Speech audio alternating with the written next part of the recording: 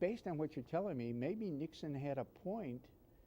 Nixon always thought that the election of 1960 was stolen from him in various different ways, including by Mayor Daley, but then the Republicans stole, it gets... Right. But gee, he also thought that, and you point this out in the book, Dulles had told Kennedy about the plans, and Nixon couldn't reply because even after he was told about the plans to do something with Cuba, Kennedy kept saying, we got to get rid of Castro, we got to get rid of Castro, knowing that Nixon couldn't come back and say, oh, well, we have a plan, we'll take care of that. Well, you read things like that, and on the one hand, Nixon is such a bad human being and president that you say, baloney. But then you hear what you have to say, hey, maybe not such baloney. Yeah, it's a great story about what happened is before the fourth debate, the famous Kennedy-Nixon debates, Kennedy released a statement in which he said the Eisenhower administration should be supporting Cuban exiles to go back and overthrow Fidel Castro. Well, of course, that's exactly what the Eisenhower administration was doing covertly. Well, when Nixon read this, he went ballistic. He said, clearly, somebody told Kennedy that we were having this covert operation, and Nixon had been one of the main proponents of the operation, but he could not, so they go into the debate, this fourth debate, and Nixon, couldn't very well stand up and say, well, that's exactly what we're doing. But Nixon did something, strange. I mean, very Nixonian in a way. He made a very strong statement of why it would be an awful idea to support exiles to go into Cuba and overthrow Fidel Castro. Really?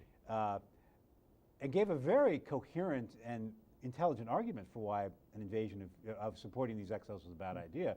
But exactly the opposite of what he actually believed. Yeah. And he referred to that as his unpleasant and ironic duty. Yeah. And that is a really interesting point in understanding Richard Nixon, because he also later wrote of that that's the first time he really thought that he'd been sandbagged, he thought, by Kennedy. And he has a great statement where he says something like, I vowed at that point never to be beaten by the Kennedys or anybody on the level of political tactics.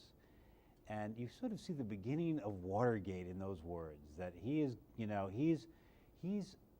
thought that the Kennedys played dirty pool, and that's how you win. You got to play dirty pool. And he became committed to that line of thought.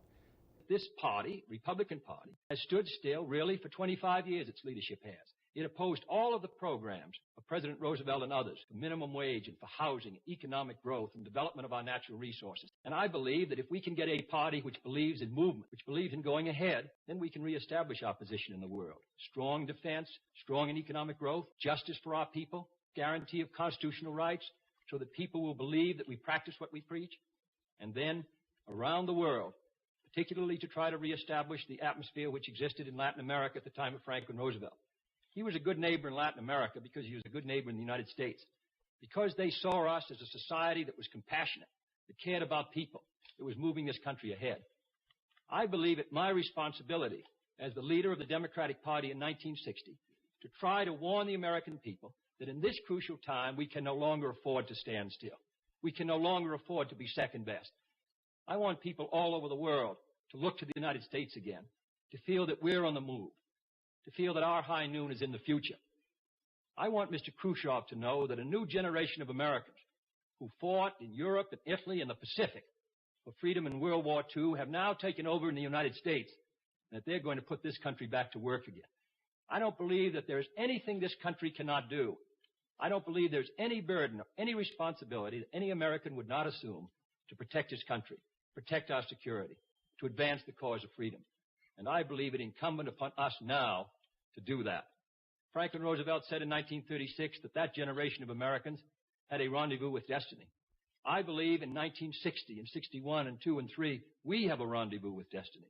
And I believe it incumbent upon us to be the defenders of the United States and the defenders of freedom.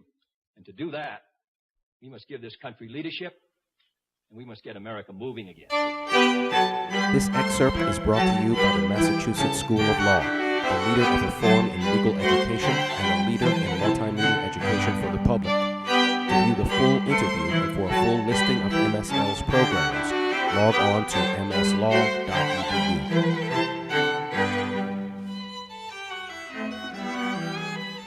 Welcome.